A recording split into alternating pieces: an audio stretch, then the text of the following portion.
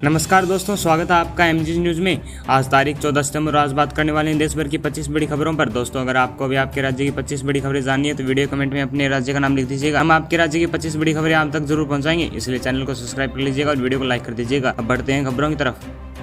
सितंबर महीने के पहले दिन ही एलपीजी सिलेंडर महंगा हो गया है। तेल मार्केटिंग कंपनियों ने 1 सितंबर से कमर्शियल एलपीजी सिलेंडर कीमतों में इजाफा कर दिया है। वहीं घरेलू एलपीजी सिलेंडरों की कीमतों में कोई बदलाव नहीं किया गया। 1 सितंबर 2024 को सुबह 6 बजे से यह नई दर लागू हो चुकी है। आज से दिल्ली में कमर्शियल एलपीजी सिलेंडर 39 रुपये तक महंगा हो चुका है।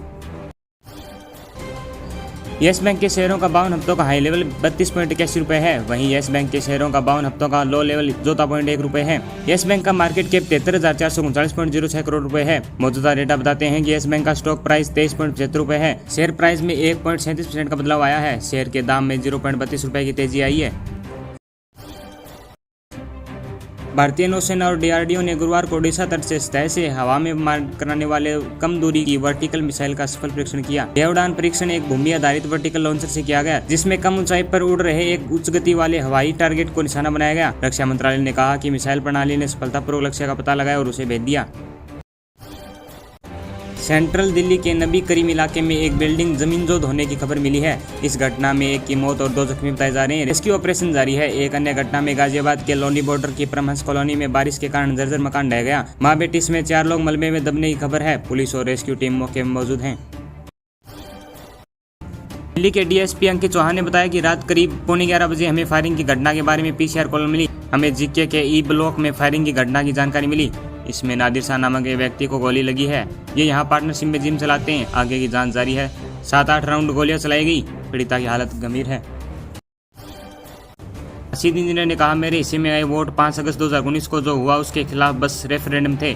5 साल पहले 5 अगस्त को भारतीय जनता पार्टी ने अगुवाई वाली केंद्र में एनडीए सरकार ने जम्मू और कश्मीर से अनुच्छेद 370 खत्म करने का फैसला लिया था। इन दिनों भारतीय अंतरिक्ष यात्री सुनीता विलियम्स काफी चर्चा में हैं। जून के महीने में एक हफ्ते के लिए अंतरिक्ष यात्री पर गई सुनीता विलियम्स अब वहां अटक गई। 8 दिन का उनका मिशन करीब 8 महीने के मिशन में बदल चुका है। 2 बड़े बैंकों पर भारतीय रिजर्व बैंक ने भारी भरकम जुर्माना लगाया है। इनमें पहला देश का प्राइवेट सेक्टर का सबसे बड़ा बैंक एचडीएफसी बैंक है और दूसरा एक्सिस। केंद्रीय बैंक द्वारा तय किए गए नियमों के अनुपालन में लापरवाही करने के मामले में रिजर्व बैंक की ओर से दोनों बैंकों पर यह एक्शन लिया गया है। ऐसे में अगर आपका भी अकाउंट इन बैंकों में है तो फिर यह खबर आपके लिए बेहद जरूरी है। आरबीआई ने प्रेस रिलीज कर इस संबंध में जानकारी शेयर की। केंद्र सरकार ने सरकारी कर्मचारियों के लिए यूनिफाइड पेंशन स्कीम पेश की, क्योंकि नेशनल पेंशन सिस्टम की लगातार आलोचना हो रही थी और सरकार को कर्मचारियों के विरोध का सामना करना पड़ रहा था। कर्मचारी एक सुर में पुरानी पेंशन योजना की बहाली की मांग कर रहे थे, लेकिन अब बीच का रास्ता निकालते हुए सरकार यूपीएस लेकर आई है। मुख्यमंत्री ममता बनर्जी ने 2 घंटे सचिवालय में इंतजार किया, लेकिन डॉक्टर लाइव टेलीकास्ट की मांग पर अड़े रहे। इस तीसरी असफल कोशिश के बाद ममता ने इस्तीफे की पेशकश की। जूनियर डॉक्टर ने कहा कि उन्हें सरकार के साथ बातचीत न हो पाने का अफसोस है, लेकिन ममता का इस्तीफा उनका लक्ष्य नहीं है। चीन से आए यागी तूफान की वजह से कानपुर में आज भी बारिश को लेकर अलर्ट जारी किया गया है। मौसम विभाग की चेतावनी के बाद नर्सरी से क्लास 12वीं तक के सभी बोर्ड के सरकारी और प्राइवेट स्कूल बंद रखने के आदेश जारी किए गए हैं। वहीं गुरुवार शाम को लगातार 5 घंटे तक बारिश हुई। शाम करीब 5 बजे से लेकर रात 10 बजे तक रिमझिम तो कभी तेज बारिश लगातार होती रही। दिल्ली के सीएम केजरीवाल शराब घोटाले मामले में कुछ महीनों से जेल में हैं। उनकी कई जमानत याचिकाएं खारिज हो चुकी हैं, लेकिन अब सुप्रीम कोर्ट से ही राहत की उम्मीद लगाई जा रही है। इस मामले में क्योंकि मनीष सिसोदिया, संजय सिंह और दूसरे कई लोगों को जमानत मिल चुकी है, ऐसे में केजरीवाल को भी राहत की आस है। बड़ी बात यह है कि ईडी केस में तो पहले ही सीएम को जमानत दी जा चुकी है। कोर्ट अब सीबीआई वाले मामले में फैसला सुनाएगा। हरियाणा चुनाव में बीजेपी ने स्टार प्रचारकों की लिस्ट जारी की है। इस सूची में प्रधानमंत्री नरेंद्र मोदी, केंद्रीय मंत्री जेपी नड्डा, अमित शाह, राजनाथ सिंह, नितिन गडकरी, मोहनलाल खट्टर, शिवराज सिंह चौहान, हरियाणा के मुख्यमंत्री नायब सिंह सैनी, उत्तर प्रदेश के मुख्यमंत्री योगी आदित्यनाथ और राजस्थान के मुख्यमंत्री भजनलाल शर्मा समेत कई नेताओं के नाम शामिल हैं।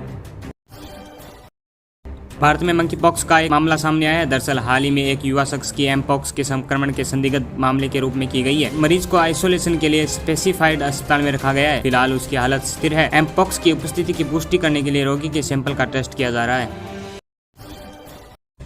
भदोही के ओराई केतावली क्षेत्र के खेतलपुर गांव में शुक्रवार सुबह चरी के खेत में एक किशोर का शव मिला। किशोर की पहचान नगर के वार्ड नंबर 7 अकबरपुर निवासी शिव प्रकाश 16 वर्ष की उम्र में हुई। घटना की सूचना मिलते ही परिजनों में कोहराम मच गया।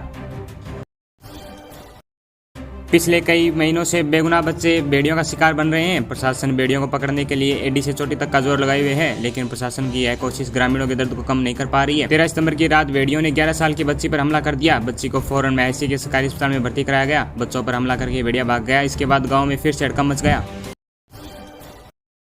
महाराष्ट्र के बरनाथ के मोरावली MIDC इलाके में स्थित एक केमिकल कंपनी से गैस रिसाव का मामला सामने आया है। इस गैस रिसाव के कारण बी केबिन रोड इलाके के निवासियों की आंखों में जलन और गले में खराश की समस्या होने लगी है और बी केबिन रोड पर धुआं जैसा हो गया है। प्रधानमंत्री मोदी 21 से 23 सितंबर तक अमेरिकी दौर पर रहेंगे। इस दौरान वह क्वाड लीडर्स मीटिंग के अलावा कई बड़े आयोजन में हिस्सा लेंगे।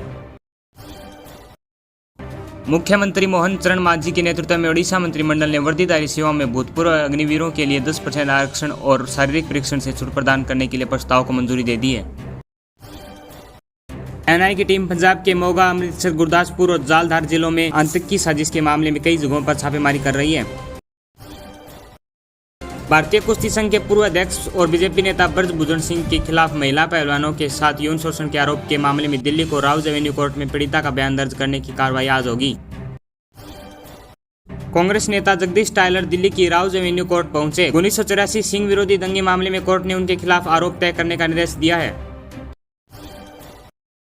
कोलकाता रेप मर्डर केस में CBI आरोपी संजय रॉय को नार्को एनालिसिस टेस्ट करवाएगी। इसके लिए जांच एजेंसी ने कोर्ट में आवेदन दिया है। उत्तर प्रदेश में पिछले 24 घंटों में बारिश से जुड़ी घटनाओं में 10 लोगों की मौत हो गई है। राहत आयोग कार्यालय के अनुसार पिछले 24 घंटे के दौरान भारी बारिश से जुड़ी घटनाओं में मैनपुर में 5 लोगों की मौत हो गई, जबकि जालौन और बांदा में 2 लोग एवं अटा में 1 व्यक्ति की जान गई है। मौसम विभाग ने अवध और रुहेलखंड क्षेत्रों के 1 दर्जन से अधिक जिलों में बहुत अधिक बारिश, अचानक बाढ़ और बारिश से जुड़ी अन्य घटनाओं की चेतावनी जारी की है। लेफ्ट की सियासत के बड़े नेता सीताराम येचुरी का निधन हो गया है। उन्हें दिल्ली के एम्स अस्पताल में अपनी आखिरी सांस ली। वे लंबे समय से बीमार चल रहे थे।